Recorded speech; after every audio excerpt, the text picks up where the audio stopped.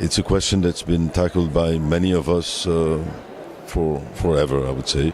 Building on top of the city, building the city over the city. But I would say would take on a completely different meaning depending on where and how you ask that question. Where I come from, what you recuperate, I think is of a different nature, radically a different nature than, I would say, the more careful iteration of recuperating and building over the city in, let's say, more stable cities. I would say from the old world. I come from a city that's been densified dramatically over the last few decades, with absolutely no mechanism of control.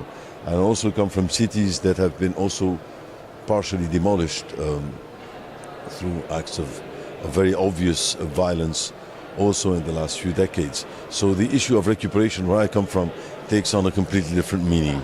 I don't look at complexity as a problem. On the contrary, I think the more compelling, the more complex, the more compelling the context is. I kind of like difficult situations.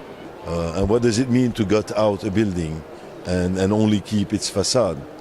What we see traditionally is a so-called careful rehabilitation of the supposedly historical facade, and I see that as a falsification of history or a dangerous simplification of history. I think when one acts on a building, gutting it out, you cannot keep its facade as it supposedly initially was, but you're making a new facade, and the act of recuperation can therefore produce its own meaning. This issue of sustainability, I think, has been overrated, overused. I think it's something that a lot of people hide behind to look correct.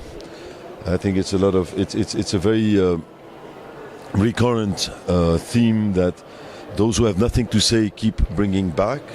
I think it's turned into an act of charlatanry, into an act of falsification again, because we've installed sort of very comfortable standards of so-called sustainability, industry standards, and we see this particularly in the Anglo-Saxon world. It has turned into an industry, literally, a commercial industry.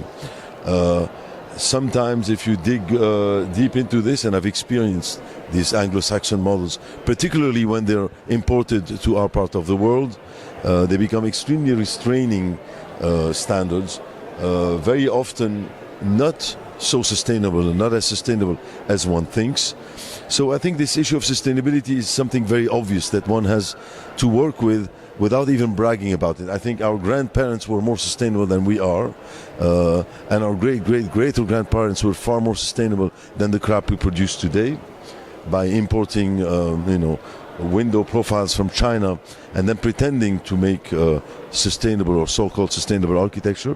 I think there are very basic recipes that you find in the history of architecture, with builders who knew what they were doing, who were much more in tune with the elements around them, being it social, cultural, or even purely climatic. They were far more sustainable than the bullshit we see today, the so-called high-tech sustainability standards.